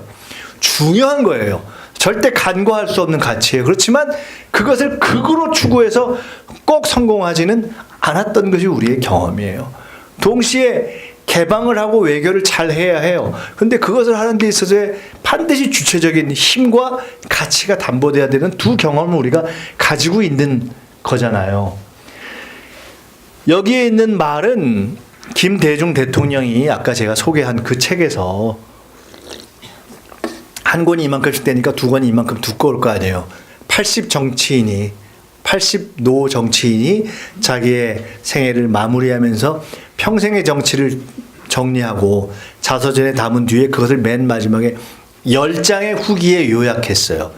그 10장의 후기에 요약한 중에 5페이지가 여러분이 읽어보시면 외교에 대한 이야기입니다. 절절히 피를 토하듯이 얘기해요. 이렇게 써놔요. 우리는 세계에서 외교가 가장 필요한 나라다. 국내 정치는 실수하면 고치면 되지만, 임동원 문제를 고민할 때 그렇게 고민했겠죠. 외교의 실패는 돌이킬 수가 없다. 명줄이다. 나라를 책임진 사람들은 누구보다 깨어있어야 한다. 그런데 여기까지 제가 소개했지만 그 뒤로 가면 대한민국 국민은, 정치인이라고 얘기하지 않았어요. 대한민국 국민은 외교를 알아야 된다. 이렇게 하거든요. 저는 그래서 권합니다. 여러분 관련된 책들을 많이 읽어보시고, 그렇지만 사실은 공부하기 쉽지 않잖아요. 제가 쭉 보니까 권할 만한 책 중에 저 뒤에 지금 통일연구원장하고 정동영 통일부 장관 시절에 그 보좌관했던 김연철 교수라고 있어요. 이분이 비교적 이론적인 것과 실무 경험을 종합해서 정돈되게 글을 썼어요. 70년의 대화라는 책이 뭐 아까 얘기한 임동원 선생도 있고 정세현 장관도 있고 뭐 이종석 장관도 있고 우리가 아는 분들, 좋은 분들 많이 계시지만 국내와 국외를 두루 보고 이론적인 것, 역사적 경험을 종합적으로 해서 거기다가 약간 문학소년의 기질이 있어서 글을 감칠나게 써요. 그러니까 공부가 될 만하다 싶어서 여러분이 혹시 관심이 있으시면 한번 읽어보시기를 권합니다. 기본서로 괜찮다 이렇게 생각이 들어요. 그 경제 얘기를 빼놓을 수가 없잖아요. 경제가 중요하죠. 정말 중요하죠.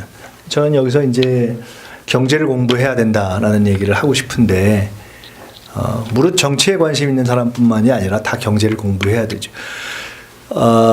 여기서는 한 두 가지만 제가 말씀드리려고 해요. 제가 국회의원을 2번 하는 동안에 초기에 30대 때 상임위를 계속 재경위 정무위를 했어요. 그러니까 경제 관련 상임위를 한 거죠. 그러니까 그때만 해도 지금도 그렇지만 치열해서 잘 안 보내준다고 하던 때예요. DJ도 재경위를 계속 했고, 근데 나름 배려를 해서 보내준 거예요. 공부를 하라고.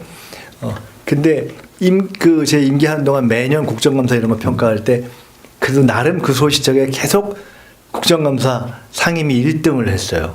그때 같이 하던 분들이 뭐 정세균 의원 이렇게 등등 같이 있었는데, 근데 제가 그래서 이런저런 약간의 경제학을 전공한 사람도 아니고 그렇지만 약간의 관찰을 가지고 제가 말씀을 드리는 겁니다. 우선 그 관찰에 대한 이야기를 들어가기 전에 한번 문제 제기를 해볼게요. 경제를 안다는 것은 뭘까요? 경제를 아는 정치라는 건 뭘까요? 경제 대통령은 어떤 사람일까요? 좀 다른 얘기지만 제가 아주 많이 하는 질문 중에, 야, 교육부 장관은 어떤 사람이 하는 게 제일 좋아? 개인이 아니라 직업으로. 교육학을 한 사람이 좋아? 교육학을 안 한 사람이 좋아?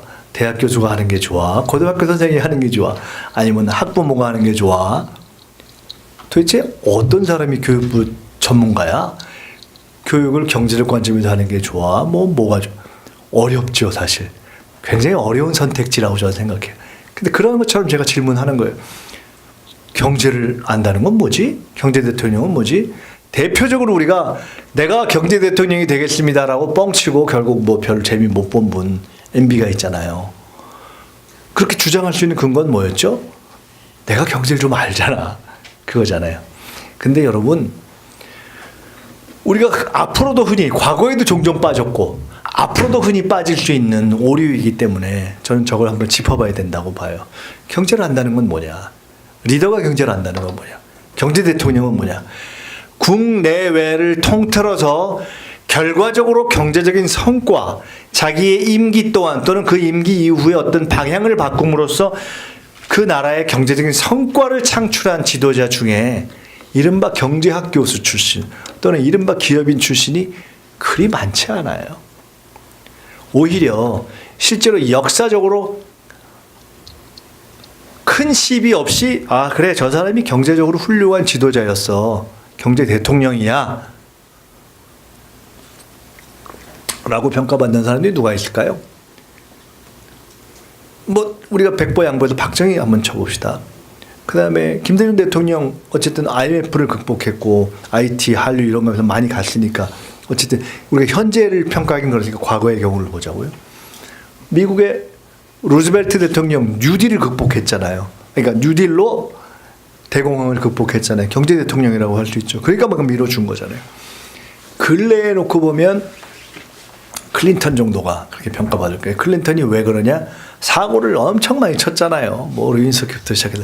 그럼에도 불구하고 재선된 이유는 경제를 살렸기 때문에 그렇거든요. 이 사람들 중에 기업인이 있어요? 경제학자 있어요? 단순한 거예요. 그럼 MB가 경제를 엄청 살리고 MB 때문에 온 국민이 드디어 나의 민생과 복지가 해결됐다, 이제 양극화는 없다, 이렇게 됐어요? 아니잖아요. 그럼 뭐지? 경제를 살린다는 건 뭐지? 경제 리더십이라는 건 뭐지? 생각을 해봐야 되는 거예요. 앞으로도 끊임없이 부딪힐 문제예요. 계속해서 정치인들은 사기를 칠 겁니다. 경제 대통령이 되겠습니다. 내가 경제를 압니다. 그것이 경제가 아니라는 거죠. 첫째로 경제는 방향이죠.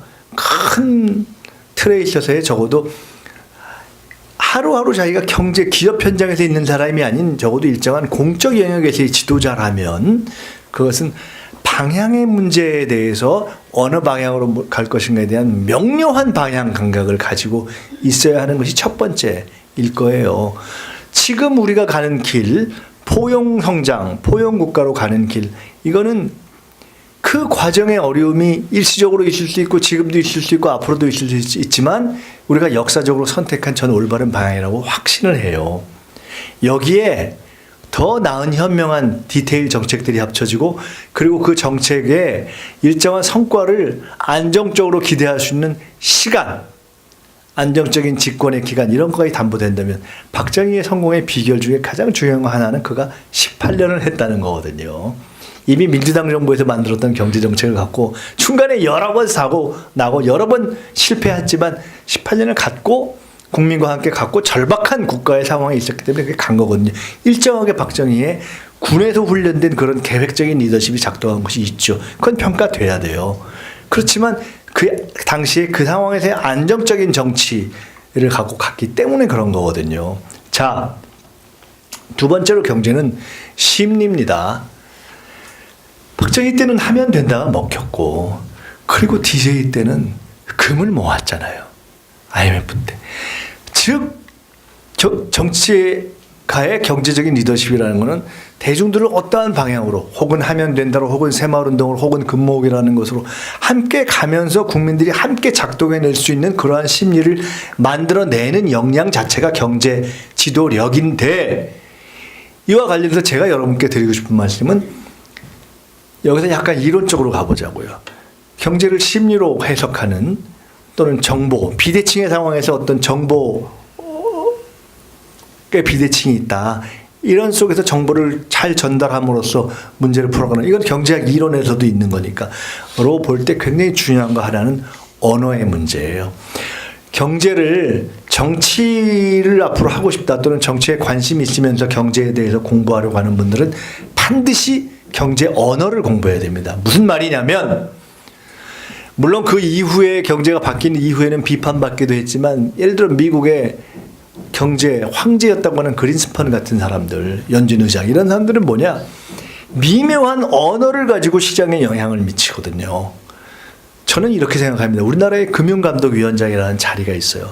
금감위원장 중에 어떤 사람은 잘하기도 하고 어떤 사람은 못하기도 했다 이렇게 평가를 받는데, 내가 머릿속에 나는 이러한 신호, 이러한 시그널을 보내서 시장이 이렇게 가도록 하고 싶어라는 생각을 하고 있고, 그런 나의 경제적인 판단, 순실물 경제적 판단이 100% 맞다고 해봅시다. 그러나 그것을 제가 시장에서 전달하는데 그 용어 선택을 잘못해서 전혀 내 의도와 다른 파장을 미쳤다. 그 사람이 경제를 아는 걸까요? 모르는 걸까요? 내가 이렇게 얘기했는데 왜 무식한 기자들이 잘못 썼지? 이렇게 얘기하는 경제 관료들이 종종 있어요. 저는 그 사람들은 경제를 모른다고 생각합니다.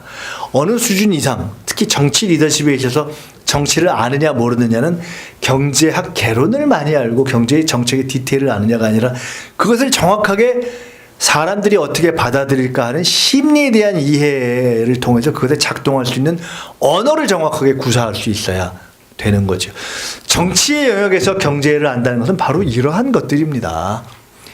MB처럼 기업을 해봤다가 아니라 큰 틀에서 어떻게 우리가 더 분배하지, 더 공정해지지, 그리고 이걸 전체를 끌어모아서 대중의 심리를 작동시켜서 새로운 경제 영역으로 가지 하는 그러한 방향과 심리를 이해해야 한다라는 것까지만 일단 해놓고 넘어가자고요. 그렇지만 제가 드리고 싶은 말씀 하나는 끊임없이 손에서 놓지 마시라. 경제를. 큰 정치를 하시던 작은 정치를 하시던 중앙 정치를 하시던 지방 정치를 하시던 경제를 놓지 말고 공부하시라 하는 말씀을 드리고 싶습니다. 학생 얘기가 좀 길어지지만 좀 빨리빨리 넘어갈게요. 그렇지만 딱 두세요. 이 얘기는 해야죠. 그럼 아까 뭘 공부하지 문제가 했잖아요. 뭐 트렌드도 공부하고 뭐 외교, 역사 기본이 어떻게 하지? 딱 두 가지만 말씀드릴게요. 다 아는 얘기지만 굉장히 중요한 거 하나 넘어가 볼까요?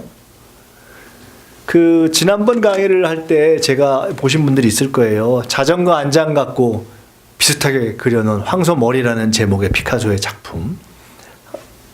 못 보신 분들은 한번 검색해 보세요. 그때 제가 퀴즈도 내고 그랬는데, 이름은 황소머리, 실제로 만들어진 재질은 한 10,000원밖에 안 되는 폐 자전거 안장 갖고, 그리고 팔레기는 30억에 판.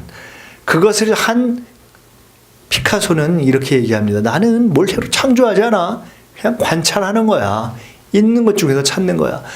제가 지난번 강의를 할 때 제시했던 자료 중에는 거미에 대한 관찰을 했던 것이 있죠. 거의 파블로 권충기처럼 되어 있는.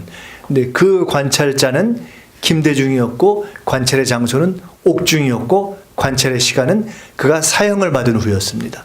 그런 시간에도 끊임없이 무언가의 애정을 받고 관찰하는 것. 결국 정치와 관련된 관찰은 우리 동네가 돌아가면서 이게 뭐가 있지? 그냥 사람들하고 얘기할 뿐만 아니라 아주 섬세한 애정을 가지고 관찰하는 것이 첫째고, 두 번째, 그 다음 넘어가면 이게 좋네. 제가 이거 하면서 자꾸 놓치니까 제가 부탁할게요. 넘겨달라고. 저 사람은 해밍웨이예요. 해밍웨이는 여러 가지로 유명하지만 메모로 유명하고, 그가 관련해서 해밍웨이가 쓰면서 그게 그 스타일로 만들었다고 하는 수첩으로도 유명하고, 그걸 본뜬 수첩이 뭐 대박을 치기도 하고, 자기가 썼던 수첩에 메모한 것만 가지고 대박 소설을 만들기도 하고. 여러분, 김대중, 노무현, 문재인 세 사람을 포함해서 우리가 흔히 뭐 서점에 가면 독서법도 있고 뭐 많잖아요. 뭐가 좋다, 이런 독서가 좋다, 저런 독서가 좋다. 스타일이 다 다르죠. 다독가도 있고 속독가도 있고 정독가도 있고. 그건 자기 스타일로 하면 돼요. 그중에 뭐가 제일 좋은가? 저는 적독이라고 생각하는 사람입니다. 적독. 적으면서 읽는 게 최고예요. 다독을 하든 속독을 하든 저기라든 성공한 사람들은 마지막에 꼭 메모를 해요. 책에 메모하든 어디에 메모하든.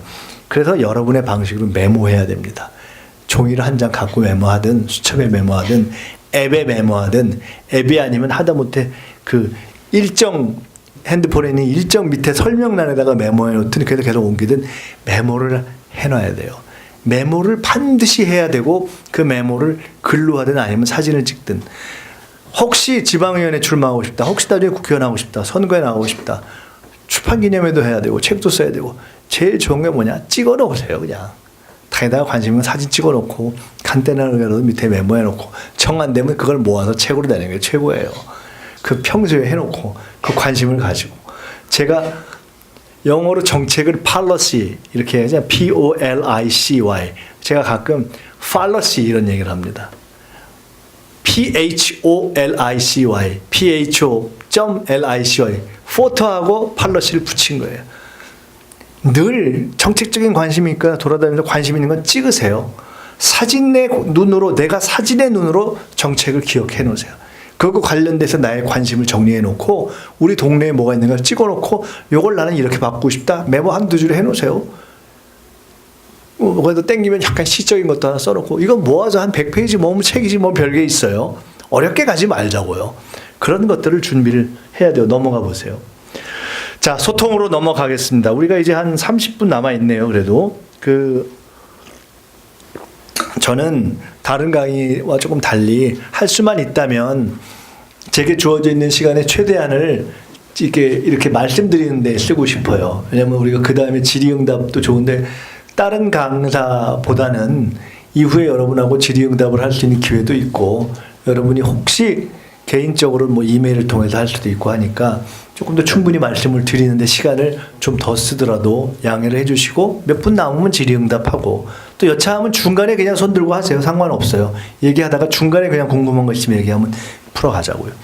소통 얘기는 워낙 많이 하는 거니까 그냥 거기서 제가 하고 싶은 것은 언제 기회가 되면 사실은 여러분도 좋고 아니면 우리가 따로 모아서 직접 스피치 강좌를 좀 해보고 싶어요. 그 뭐냐면 이런 거 말고 그냥 직접 하는 거예요. 한 5분씩, 3분 5분씩 하고. 그거를 우리가 해봤나요? 우리 단거 관련돼서는 제가 안 해본 것 같아요. 제가 학교 같은 데서 좀 해봤거든요. 그래서 주제를 주고 여러분이 하고, 제가 거기서 코멘트도 하고 같이 의논도 하고, 그러면 확실히 달라져요. 그런 게 재미있을 거예요. 언제 우리가 기회가 되면 오히려 그런 것을 해보면 좋겠다 싶은데, 보통 무슨 뭐 예를 들어 웅변학원을 간다, 아니면 뭐 스피치 학원을 간다, 그럼 이게 도식적인 게 있거든요. 근데 그런 것이 아니라 정말 실제로 필요로 한 그런 것들을 한번 나눠보고 싶은데, 기회가 되면 그렇게 하도록 하고, 제가 생각하는 몇 가지 원칙적인 걸 좀 몇 개 말씀을 드릴게요. 우선 그 다음 한번 넘어가 보세요. 뭐죠? 소통이라고 하는 것을 너무 작게 이해하지 말자, 좁게 이해하지 말자. 말 잘하는 것, 우선 정치는 뭐 말이 제일 중요하니까, 또는 글 쓰는 것일 수 있지만 그것이 아닌 모든 것, 그것이 무엇이든 간에 나와 남 사이, 나와 대중 사이에 전달된다면 그걸 전체를 소통이라고 말하보자. 그 다음 언어, 이것이 시작이죠. 그런데 드러나는 말과 글 외에 너무나 많은 것들이 있죠. 여러분, 선거 때 TV 토론을 하거나 연설을 할 때 이젠 진짜 옛날하고 달라져서요. 가령 대선을 해보면 옛날엔 TV 광고 뭐 이런 거 많이 받으면 요새 잘 안 보잖아요. 근데 여전히 대선 그 선관위의 지원 비용 가운데 광고 지원 비용이 제일 비싸요. 그 몇십억이에요.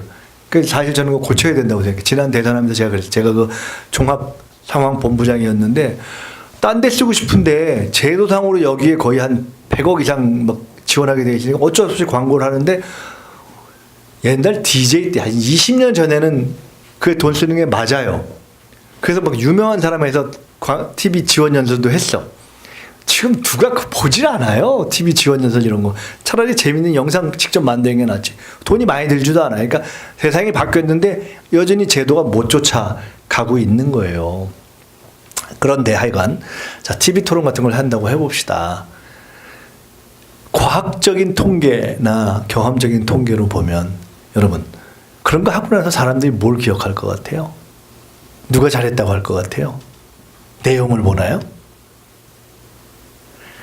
가장 많이 사람들이 평가하는 것은 통계적으로 TV에 나와서 누가 말을 하거나 연설을 하거나 토론을 했을 때 그 사람의 목소리가 70%입니다. 놀랍죠? 그 다음은 20%는 자세예요. 한 5% 10% 남는 것 같고 논쟁에서 누가 잘했느냐인데 사실은 그거는 점수차이가 많이 안 나요. 왜? 난 내가 지지하는 사람이 잘했다고 생각하거든. 그 잘 안 바뀌어요. 그러니까 싸움은 열나게 하는데 결과적으로 보면 이미 게임은 딴 데서 난 거예요. 그렇다고 음성이 무슨 억방을 굴러가는 그런 걸 얘기하는 게 아니에요. 저기서 제가 음성이라고 하는 것은 그 음성이 신뢰감을 주고 있느냐 아니냐. 근데 우리 모두가 가능한 거예요. 여러분 말 잘하는 것은요 특별한 사람들만 하는 게 아니에요. 역사적으로 위대한 연설가들은 다 더듬이가 많았습니다. 말 더듬이가.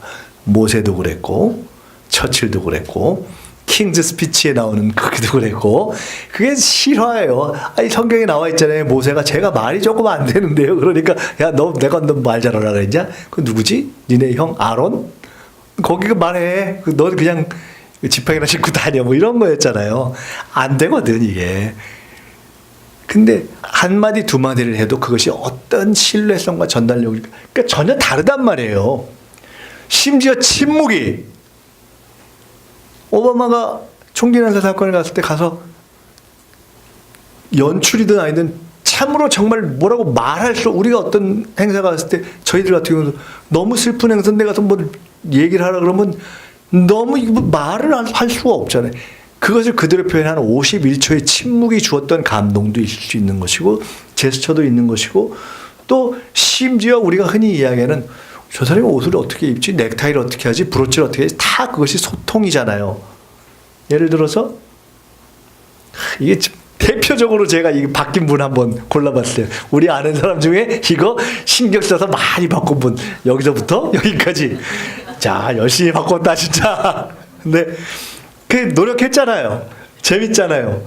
제가 제 아는 스타일리스트가 하나 있는데 옛날 2002년도에 제 서울시장 때 저 스타일리스트 제가 친한 동생이에요. 근데 그 친구가 김대중 대통령도 스타일리스트 했고 문재인 대통령도 했고 안철수도 했고 여러 사람 유명한 사람 했어요. 박원순도 했고. 근데 아주 재미난 얘기를 했어요. 이 친구가 가장 진화가 많이 된 게 박원순 시장이라는 거야. 보세요. 진화가 많이 됐죠? 거의 원시인에서 현대까지 진화가 된 거예요. 저쯤 되면. 근데 제가 드리고자 하는 말씀은 제가 비교적 이 잡다한 지식이 좀 있는 사람이에요. 그래서 아까 제가 스피치 강의 한번 해보자고 했는데 제가 이 스타일과 코디 이런 것도 좀 압니다. 그래서 이렇게 선거 때 나온 사람들 이렇게 딱 보고서 야, 옷을 이렇게 입었으면 좋겠다 저렇게 입었으면 좋겠다 이런 얘기를 하는데 좋은 옷 비싼 옷 잘 입으라는 뜻이 아니라 자기의 개성에 맞게 상황에 맞게 자신 있게 이야기하고 자신 있고 진정성 있는 음성으로 이야기하고 딱 맞는 그러나 굉장히 성의 있게 제가 아는 분 중에 어떤 분이 굉장히 겸손하고 굉장히 훌륭한 분인데 겸손이 지나쳐서 아주 중요한 자리에 다 됐다고 생각하고 겸손하게 보이려고 양복 아니고 그 양반이 잠바를 입고 갔는데 거기 있는 사람들이 뭔가 자신들이 좀 대접을 덜 받았다고 생각해가지고 생각지도 않은 투표를 통해서 떨어져 버린 케이스가 있어요. 그러니까 참 중요한 거죠. 이런 모든 것이 소통의 영역에 들어가는 거죠. 그런 의미에서 리더는 소통 혁신가이기도 합니다. 그 다음 한번 볼까요? 끊임없이 소통의 방식을 혁신하는 거죠. 여러분 전당대회 최근에도 해봤잖아요. 전당대회 가면 요새는 거의 온라인 홍보를 막 하지만 사실은 그래서 이번 전당대회 때 이해찬 대표가 됐는데 예를 들어서 몇 번이었어요? 1번, 2번, 3번. 저는 지방은 다 안 가봤는데 막 가면은 막 난리잖아요. 막 지지자들이 숫자가 어디가 많은가. 근데 사실 숫자 현장에서 많은 건 대세에 별 영향이 없잖아요. 누가 피켓 많이 드느냐도 아무 관심 없잖아요. 자기들만 모여도 드는 거지. 그런데 전당대회를 할 때 지금은 너무나 당연하다고 생각할 때는 피켓에다가 나 지지한 사람 얼굴 사진 찍혀 있는 거 들고 이것이 놀라운 혁신이었던 때가 있다니까요. 한국에서 정치권 전당대회를 하는데 한 번도 구경을 못했는데 그게 등장했어. 언제 등장했느냐? DJ가 전당대회 할 때 60년대 말 70년대 등장한 거거든요. 어떻게 등장했느냐? DJ가 이렇게 보다 보니까 미국의 전당대회에서 직접 가봤는지 얘기를 들었는지 사진을 봤는지 하니까 막 그런 게 있는 거예요. 야 이거 신기하다 해가지고 등장했는데 처음 대의원들이 그때만 해도 그때 대의원들이 지금 나이가 한 70대 80대 된 분들이겠죠. 갔는데 갑자기 들어갔는데 막 이렇게 하니까 야 이거 뭐냐 해가지고 정말 신기원이다 이랬다는 거 아니에요? 그게 혁신이에요. 노무현 대통령이 인터넷이라는 걸 통해서 또 문재인 대통령이 SNS를 통해서 루즈벨트는 대공황의 그 시기에 이렇게 라디오 연설을 통해서 그리고 또 케네디 시절에는 TV 토론 끊임없이 자기의 혁신 방법으로 혁신하는 것이고 그런 점에서 예를 들어 지금 정치에서 유튜브도 하고 우리가 뭐 당도 하고 하는데 저는 이렇게 생각합니다. 당이 유튜브나 이런 방송을 열심히 하는 것이 아니라 당 자체가 유튜브가 되었다고 생각하고 정치를 해야 된다. 이제 세상이 바뀌었기 때문에. 그리고 유튜브를 이해해야 된다. 어떻게 해야 되냐? 정돈된 것만을 원치 않아요. 그냥 날 것을 원하지. 왜 BTS가 떴어요? 날 것을 있는 그대로 최대한 성의 있게 다른 아이돌들과 다르게 했기 때문에 그런 거죠. 그것을 고민하고 새로운 매체의 공간과 특성을 이해하는 사람만이 저는 이 소통의 세계에서 더 앞으로 갈 거다. 이렇게 봅니다. 소통을 웃을 수 소통이고 또 적을 수 소통이다. 저는 이렇게 생각합니다. 도대체 그럼 어떻게 말하란 말이야? 예를 들어 말로 좁혀보자고요. 저는 여러분께 권합니다. 짧게 하세요. 두 번째 밝게 하세요. 단일한 원칙을 얘기할 수 없지만 그게 좋습니다.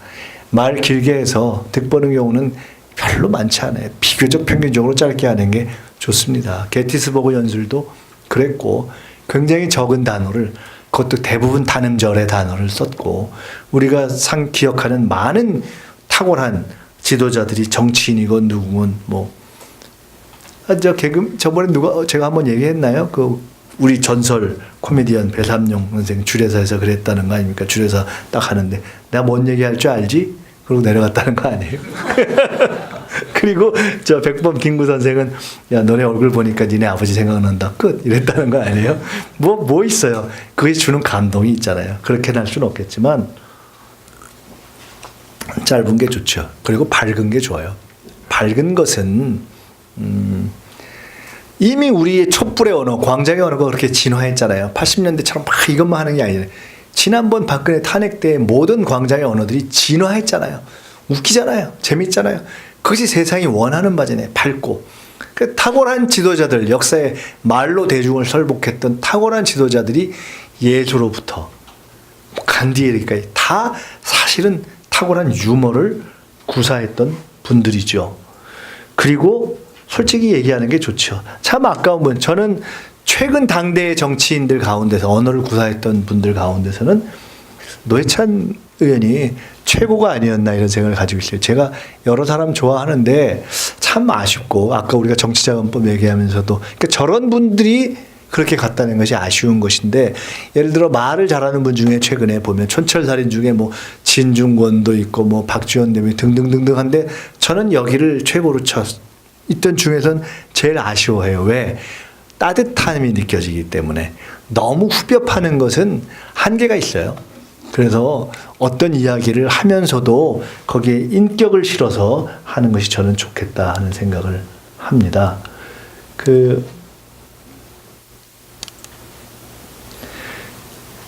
결국 그래서 소통은 하나 더 얘기할게요.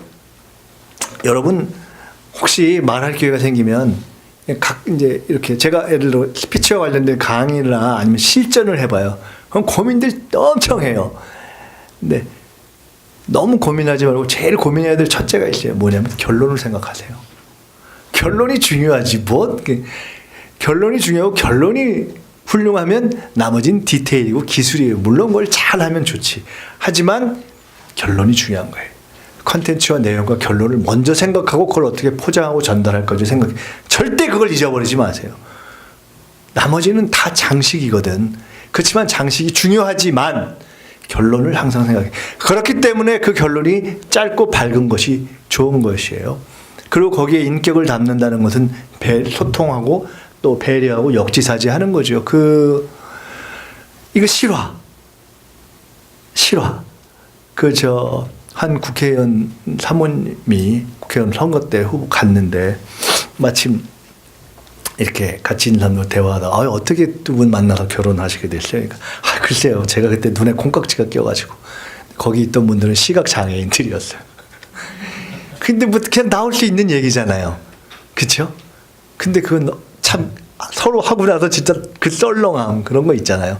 우리가 영어로는 최근에 politically correct 이렇게 얘기하는 성에 대한 문제 또는 그 사람들의 환경, 장애 이런 것들을 늘 몸에 배고 인식해서 하는 것이 몸에 배지 않으면 늘 쉽지 않은 실수를 할 수가 있어요. 물론 그것들을 뛰어넘는 경우가 있어요. 예를 들어 제가 눈에 뵈는 게 없어서요. 이렇게 농담을 하는 분이 본인이 시각장애인인 경우가 있어요. 제 아는 분 중에 그런 게 그때는 그냥 그것으로 툭 쳐버리면서 웃기도 하고 하는 거죠. 근데 그것은 다른 케이스잖아요. 그러니까 정말 우리가 그런 것을 생각을 해야 되고 또 하나는요. 자, 근데 어떻게 그러면 짧고 밝게 하면서 어떻게 연습하지? 제가 여러분에게 권하는 건요. 꼭 공부가 아니라 많이 보세요. 뭘 보냐? 책을 볼 시간이 없으면 책 제목이라도 많이 보세요. 그 책방을 많이 가는 게 좋은 거예요. 제목 보고 아니면 책 다 읽기 싫으면 목차라도 보고 광고 지금 뭐 신문을 볼 일은 없지만 광고 카피 보고 돈 많이 들여서 공부 많이 하고 생각 많이 한 사람들이 손님 끌라고 막 생각해서 한 거거든. 자꾸 보다 보면 늘어요. 어떻게 줄여서 하느냐. 목차, 제목, 카피 이런 거에 다 있는 거거든요. 슬로건 같은데. 조순 시장이 옛날에 냈을 때 서울 포청천 조순이라는 게 제가 저거 만들었거든요. 옛날에. 지금 독일 대사로 가 있는 정봉구 대사가 보궐선거로 진천에 갔을 때 거기서 저 태어나기만 하지 한 번도 살지 않았는데 보궐선거로 갑자기 갔는데 개소식 하는데 가니까 막 다들 막 와 정봉구 똑똑하다 막 이런 소리만 하고 있는데 저건 아닌 것 같은데 싶어서 제가 그러지 말고 그래 역시 뭐 인물은 정봉구가 아니요 뭐 행정수도도 그렇고 이명박하고 하는 것도 그렇고 그려 정봉구가 괜찮은 것 같아. 그래가지고 우리 그려 하면 정봉구요로 화답해 주십시오 해가지고 선거 슬로건을 그려 정봉구요로 갔어요. 거기서의 포인트는 정봉구가 잘났다 이런 거 말고 그냥 우리 사람이다 하는 느낌을 주자. 얼마 전에 충북에 강연 갔는데 진천시의회 의장님이 그때 그 얘기를 하면서 그 현장에서 그걸 보면서 그때 그 슬로건 먹혔다고 실제로 그게 꽤 대박이 났었어요.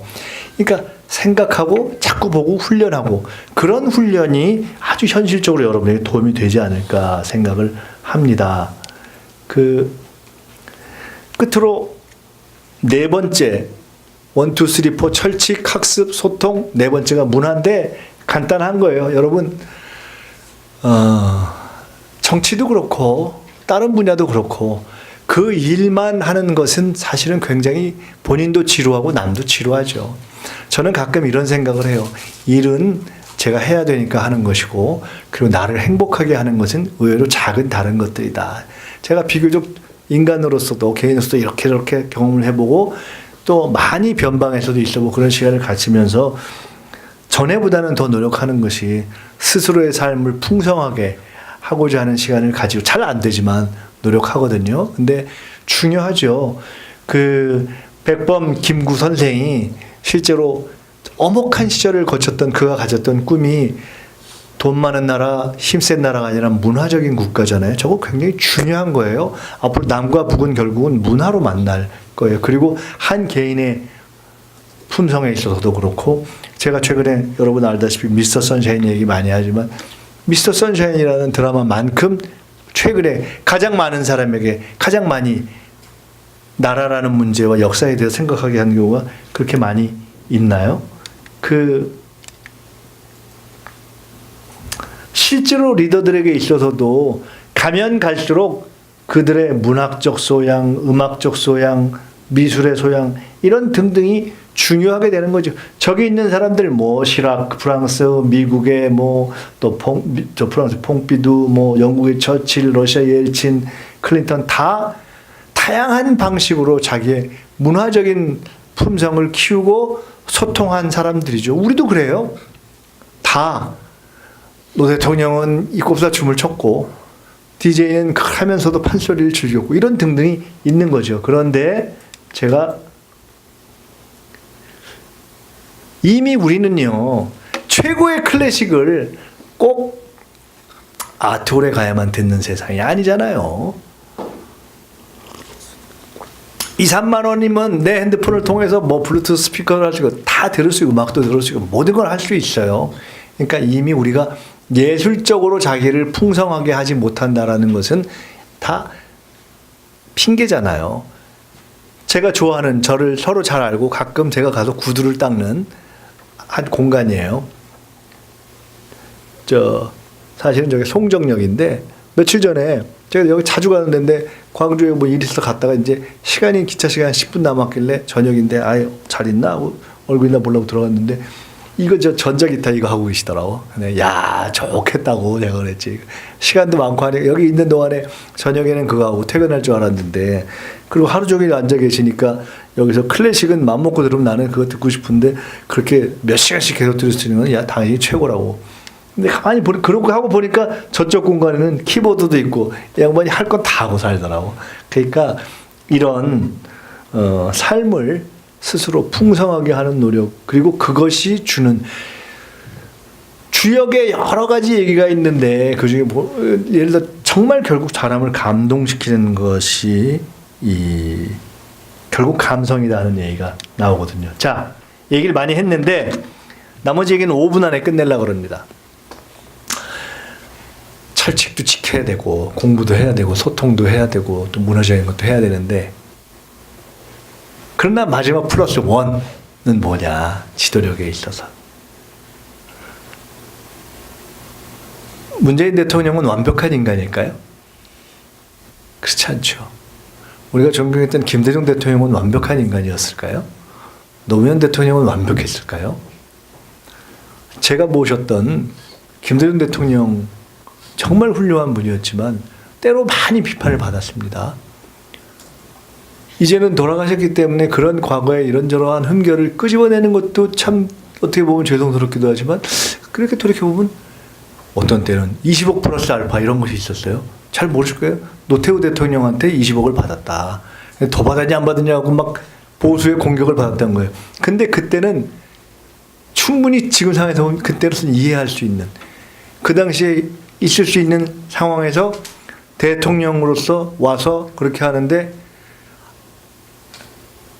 그 당시로서 이러저러한 이유가 있고 설명할 수 있고 근데 그걸 갖고 완전히 또 잡으려고 했는데 난 이것이 다다 투명하다 이것이 아니면 날 잡아라라고 또 공개했고 그걸 넘어간 거예요. 그걸 갖고 또 우리가 아주 성인 군자를 바라보는 관점에서 본다면 또 많은 토론할 거리가 있는 그런 것들이 그가 아니라 모든 정치인들에게 있죠. 우리는 정치 지도자를 성인 군자 가운데 선택하지는 않습니다. 현실 가운데 선택하죠. 성경에서 최고의 지도자로 평가받는 사람 중에 하나인 다윗으로부터 지금 우리가 존경하는 문재인 대통령에 이르기까지 여러분 성선설과 성악설이 있지 않습니까? 인간은 그 가운데 어디쯤 존재하겠죠. 어떻게 100점짜리 인간이 이게 신이 아닌데 그 다윗이 생각을 해보세요. 아주 단조. 지금 우리나라 예를 들어 국방부 장관이 자기 부하 중에 하나가 부인이 너무 이뻐가지고 저기 어디 전쟁 많이 나오는데 보내놓고 죽게 만든 다음에 그 부인하고 살았다. 이게 지금 스토리가 되는 스토리예요? 그 스토리잖아요, 지금 다윗의 스토리가. 그런데 그런 다윗이 그럼에도 불구하고 그걸 극복하고 또 그 뒤에 가서 이렇게 시편도 있고 칭송을 받잖아요. 많은 경우에 이 세상도 그렇고 정치도 그렇고 운칠기삼이라고 합니다. 중요한 것은 그럼 무엇이 그 운을 만들어내는가. 때로는 또는 문재인 대통령이 말씀하셨듯이 정치의 본질은 태도인 시대가 됐다 이렇게 이야기하기도 하죠. 제가 이번엔 소개를 안 했지만 최고의 사진, 문재인 대통령이 보여준 최고의 사진이라고 하는 두 개의 사진으로 제가 광주에서 이렇게 끌어안았던 사진과 국민들한테 90도로 폴더인다라는 그 사진을 제가 얘기한단 말이죠. 제가 드리고 싶은 말씀은 다시 앞으로 주역에 많은 괴가 있는데 그 중에 최고를 겸괴라고 칩니다. 겸손한 것. 주역에 많은 얘기가 있는데 주역은 그냥 점책이 아니에요. 공부를 제일 열심히 했던 공자가 3번 끊어질 때까지 읽었다는 일종의 철학이고 정치 철학일 수도 있는데 그 맨 마지막에는 야, 술 너무 많이 먹지 마라. 그 얘기가 써 있다는 거거든요. 즉 우리는 너나 나나 그나 우리나 다 인간이기 때문에 이 모든 것들을 하면서도 우리가 예측할 수 없는 불가측적인 일이 일어날 수도 있는 것이고 그 모든 것들을 하면서도 우리는 인간이기 때문에 오만해지고 기득권에 젖을 수고 큰 기득권이건 작은 기득권이건 대통령이 아니라 그것이 도지사이건 국회의원이건 기초의원이건 기초의원이나 아니면 정치와 관련된 작은 위원회의 위원이건 당의 당원의 어떤 위원회의 위원장이건 내가 권리당원이건 우리가 변할 수 있기 때문에 우리를 지탱하는 그 무엇을 우리가 가져야 됩니다. 그것은 여러분이 기독교도이면 기도일 수도 있고 또 그렇지 않고 여러분이 종교를 안 갖고 있으면 명상일 수도 있고 이도저도 아니면 일본의 정치인들이 때로는 일어나서 검도를 하는 걸 수도 있고 그런 무엇으로 마음을 지탱하려는 노력을 해야 합니다. 굉장히 중요합니다. 그것이 없이는 리더십이라는 것은 없습니다. 그래서 아까 소통에서도 얘기했던 맨 마지막에 그 소통의 진정성을 지켜주는 것이 인격인데 그러나 이 얘기를 하고 싶습니다. 다시 한번 앞으로 아까 제가 물어봤다 그랬잖아요. 미국 대통령 됐는데 제일 중요한 게 뭐요? 그 사람이 1초도 안 쉬고 뭐라 그랬을 것 같아요? 뭐라 그랬을 것 같아요? desire. 의지. 권력 의지. 의지. 생각해 보세요. 되고자 하는 사람 중에 되는 거지. 우리가 이런 얘기해요. 여러분 당선되고 싶습니까? 어떻게 해야 되는데요? 일단 출마해야 돼요. 대통령 되고 싶으니까 대통령이 되려고 생각해야 돼요. 그런데 그때 그 디자이어라고 했던 의지를 저는 흔히 대통령 병 또는 나는 국회의원 병 또는 내가 지방에 당선되는 병이 아니라 그것을 통해서 세상을 변화시키려고 하는 정책이라는 걸 통해서 세상을 변화시키려고 하는 것이 진정한 권력 의지다. 그래서 무엇이 남느냐? 앞에 말한 여러 가지가 있고 겸손함이 있지만 그러나 그것은 우리가 겸손한 선인을 뽑는 것이 아니기 때문에 그가 어떻게 세상을 바꾸고자 하는 그 컬러, 즉 어젠다가 가장 중요하다는 것은 잊지 말아라. 그것이 있던 어떤 사람이든 간에 결국 최종적으로 역사에서 5년, 10년, 20년, 30년이 지난 후에는 무언가 그가 하고자 했던 일이 많이 기억나고 그의 때로는 실수도 잊혀지고 때로는 큰 어떤 비화도 잊혀지고 하기 때문에 그런 무엇을 하고 싶은가 그것을 여러분이 담금질해서 만들어라. 혹시 나중에 공적인 일을 하고 싶다면 나는 왜 하려 하는가? 내가 이걸 학생 묵은쉬를 벗어내려 하는가? 아니면 나는 무언가 작게라도 변화시키고 싶어서 하는가? 그럼 그 뭘 변화시키고 싶지? 그 어젠다를 다듬어라 하는 말씀으로 길었는데 마치고 저 뒤에 우리 정춘숙 의원님 오셨으니까 여러분 최소한의 시간만 저기 하시고 빨리 그 다음 시간으로 시작했으면 좋겠습니다. 고맙습니다.